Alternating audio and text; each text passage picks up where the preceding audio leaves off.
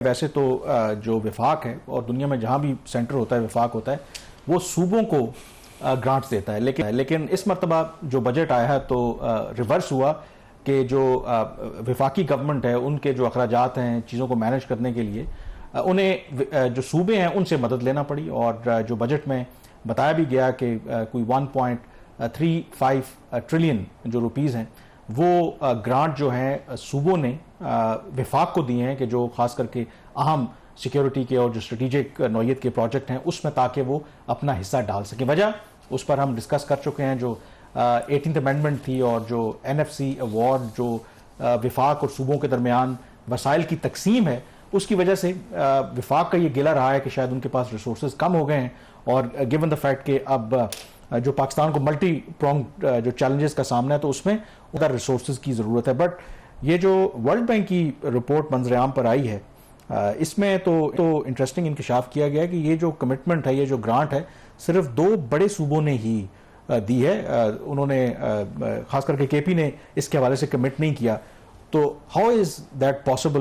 Budget में तो government कह रही है नहीं कि 4 सूबों ने कमिट किया है। अच्छा, ये जो ये वाला जो पॉइंट है ना इसका कि किस सूबे ने कितना कंट्रीब्यूट किया है इन ग्रांट्स के अंदर, ये जो मेन रिपोर्ट है वर्ल्ड बैंक की उसका हिस्सा नहीं है। उन्होंने वहाँ पे जो प्रेजेंटेशन दी वर्ल्ड बैंक में उसमें उन्होंने ये एक चार्ट दिखाया था। अच्छा। उस चार्ट के मुताबिक जो एक तो हुकूमत का दावा ये कि 1035 अरब रुपए की ग्रांट दी है 3 सूबों ने, जिसमें पंजाब, सिंध और खैबर पख्तूनख्वा। और इसके हवाले से खैबर पख्तूनख्वा का मौक़िफ़ ये था कि हमारी जो ग्रांट है वो मशरूत इस बात से है कि जब हुकूमत इस बात पर तैयार हो जाएगी कि हमारी जो लीडरशिप है KP की गवर्नमेंट की, उसकी मुलाकात उनके जो लीडर है इमरान खान साहब उनके साथ जेल में करवा दी जाएगी। उनकी मुलाकात नहीं होगी तो कोई ग्रांट नहीं होगी, तो ग्रांट दी जाएगी। वर्ल्ड बैंक ने अब ये ऑफिशियली कंफर्म किया इस चीज़ को कि जो उन्होंने 4 सूबों के जो बजट्स देखे हैं उसमें 2 सूबों के बजट्स के अंदर तो जो ग्रांट्स हैं वो मुख्तस की गई हैं। पंजाब ने कोई 540 अरब रुपया मुख्तस किया है वफाकी हुकूमत के लिए, और सिंध ने 266 अरब रुपया मुख्तस किया। कुछ 806 अरब रुपए की ग्रांट है। और जो हुकूमत का दावा 1035 अरब का, वो उतनी जो ग्रांट है वो बजट में शामिल नहीं है। उन्होंने खैबर पख्तूनख्वा के बजट में कोई ग्रांट नहीं है और बलूचिस्तान के बजट में कोई ग्रांट नहीं। बलूचिस्तान का तो खैर शुरू से हम भी कह रहे थे कि वो इस स्कीम का हिस्सा नहीं होगा। तो ये जो जितनी ग्रांट हुकूमत दिखा रही है और जितनी सूबाई हुकूमतों ने बजट्स में दिखाई है उसमें 22% या कोई 229 अरब रुपए का एक शॉर्टफॉल एक वाज़े उसके अंदर है। एक तो ये पॉइंट। अच्छा, उसके हवाले से before going to the details of the report, इसके हवाले से जब वर्ल्ड बैंक से पूछा गया कि आपका इसके ऊपर क्या मौक़िफ़ है, ये जो सूबों ने for the first time ever grant दिया ताकि वफाकी हुकूमत जो अपने दिफा के ऊपर, बड़े डैम्स बनाने के ऊपर, पेट्रोलियम प्राइसेस को स्टेबलाइज करने के लिए जो अखराजात करेगी तो वो सूबे उसमें हिस्सा डालेंगे। उन्होंने कहा जी कि वर्ल्ड बैंक का इस पर मौक़िफ़ ये है कि ये शॉर्ट टर्म में तो ये ठीक है, लेकिन पाकिस्तान के जो लॉन्ग टर्म प्रॉब्लम्स हैं उसको ये एड्रेस नहीं करते। और उसके एड्रेस करने के लिए हुकूमत पाकिस्तान को और तमाम जो हुकूमतें हैं सूबाई उनको मिलकर जो नेशनल फाइनेंस कमीशन का जो फार्मूला है जो महसूलात की तकसीम का वफाक और सूबों के दरमियान, उसको रिवाइज करना पड़ेगा। तो ये उनकी मेन फाइंडिंग है इसके हवाले से।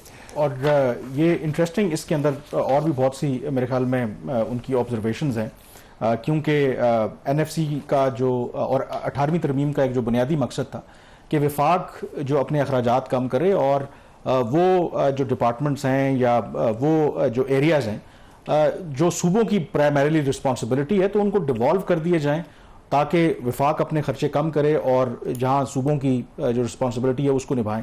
बट इंटरेस्टिंगली आप नंबर्स भी शेयर करेंगे, बावजूद इसके कि 18th अमेंडमेंट के होना तो ये चाहिए था कि जब सूबों को आपने मजीद इख्तियारात दे दिए, मजीद पैसा दे दिया, तो विफाक के अखराजात कम होने चाहिए थे। वो ना अखराजात कम हुए हैं बल्कि उसमें इंक्रीज देखने को मिला है। तो ये अजीब सूरत हाल है। तो इसका मतलब है जो ट्रू स्पिरिट थी 18th अमेंडमेंट की, तो उस पर तो उस तरह से अमल दरामद नहीं हुआ। देखिए कामरान, ये जो नेशनल फाइनेंस कमीशन के हवाले से जो इस पर सारी डिबेट है ना और सारी जो ओवरऑल डिस्कशन चल रही है वो वफाक का जो पॉइंट है वफाकी हुकूमत का उसको सपोर्ट करती है। ये ऑब्जेक्टिव एनालिसिस नहीं हो रहा। मैं बहुत अरसे से कह रहा था कि ठीक है सूबों में खर्चों का उस तरीके से सही पैसे का इस्तेमाल नहीं हो रहा, गलत खर्चे हो रहे हैं, वफाक भी कोई ठीक काम नहीं कर रहा, वफाकी हुकूमत ठीक काम नहीं कर रही। मेरा शुरू से पॉइंट रहा, मैं ये बहुत अरसे से ये इस चीज़ को रिपीटेडली कह रहा था कि फेडरल बोर्ड ऑफ रेवेन्यू अपनी जो जिम्मेदारी थी वो अदा करने में नाकाम रहा। उसके टैक्स महसूलात as percent of the GDP उसमें कोई ख़ास इजाफा नहीं हुआ, जो अहदाफ थे वो नहीं हासिल कर सका over a period of time. सिर्फ 1 साल की बात नहीं है।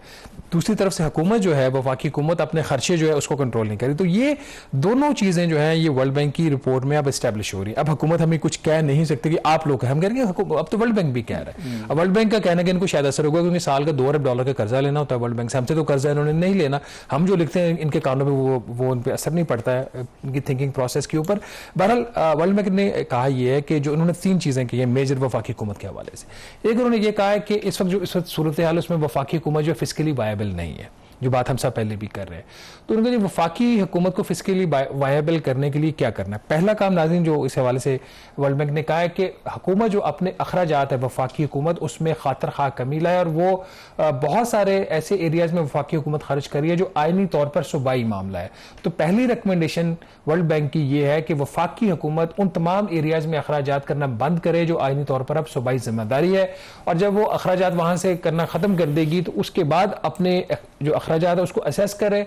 उस असेसमेंट के बाद जो अगली असेसमेंट है हुकूमत को करना है वो ये कि उसके पास रेवेन्यूज कितने हैं। अखराजात आगे, अब बताइए कि रेवेन्यूज कितने, जो रेवेन्यूज जो होंगे और जो रेवेन्यू और अखराजात का जो गैप होगा, अगर अखराजात ज्यादा रेवेन्यू अभी भी कम है बावजूद इसके कि उन एरियाज में खर्चे आप बंद भी कर दें जहां पे इस वक्त वफाकी हुकूमत कर रही है, तो वर्ल्ड बैंक की तीसरी इसके हवाले से रिकमेंडेशन ये है कि जो थोड़ी सी पॉलिटिकली सेंसिटिव और कंट्रोवर्शियल भी हो सकती है, कि वफाकी हुकूमत जो है वो 7 एरियाज के लिए, 7 मखसूस एरियाज के लिए वो कटौती कर सकती है सूबाई हुकूमतों के जो शेयर्स हैं। वो 7 एरियाज कौन है, उसमें उन्होंने कहा जी ट्रांसपोर्ट का इंफ्रास्ट्रक्चर, जो रोड्स बन रही हैं, नेशनल सिक्योरिटी है, कर्जों के ऊपर सूद की अदायगी और कर्ज की जो प्रिंसिपल अमाउंट है उसकी अदायगी, सोशल प्रोटेक्शन जिसमें खासतौर पर बेनजीर इनकम सपोर्ट प्रोग्राम है, और माहौलियात के लिए और नेशनल पॉलिसी प्लानिंग के लिए।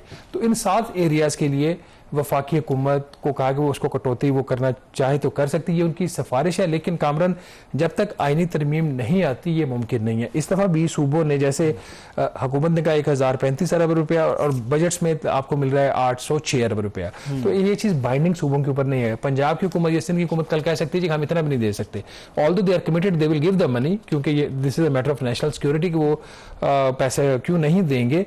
बट ये वन ऑफ है, इसको एज अ नॉर्म और एज अ प्रेसिडेंट आगे इस्तेमाल करना वफाकी हुकूमत के लिए मुश्किल हो जाएगा। एक और जो चीज़, जो खर्चों की भी आपने बात की, अब जो मुलाजमत से हैं, जो एम्प्लॉयमेंट है, वफाकी हुकूमत ने कामरान जो इवन के नॉन डिवॉल्व सब्जेक्ट्स हैं उसके अंदर वफाकी हुकूमत ने पिछले 15 साल में 85% एम्प्लॉयमेंट जनरेट किया, इजाफा किया उसके अंदर, बजाय इसके कि अपना साइज छोटा करते। जो तो डिवॉल्व सब्जेक्ट्स थे वहां पे एम्प्लॉयमेंट बिल्कुल कम नहीं की, वो स्टैग्नेट है, वो जहां पे थी वहीं पे खड़ी हुई है, ये वर्ल्ड बैंक की रिपोर्ट के अंदर है।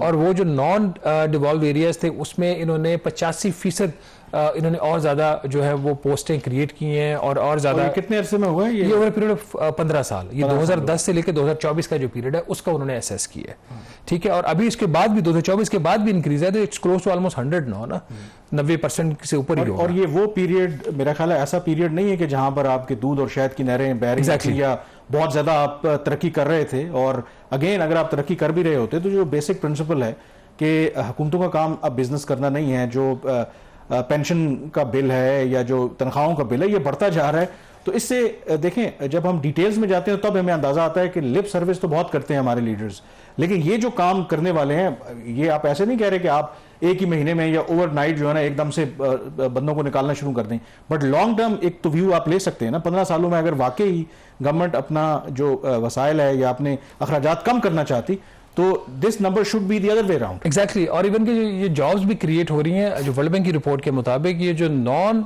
मिलिट्री सिक्योरिटी फोर्सेज है, हमारी जो सिविल आर्म फोर्सेज है, वहाँ पे ज़्यादा नौकरियाँ पैदा इन्होंने की हैं।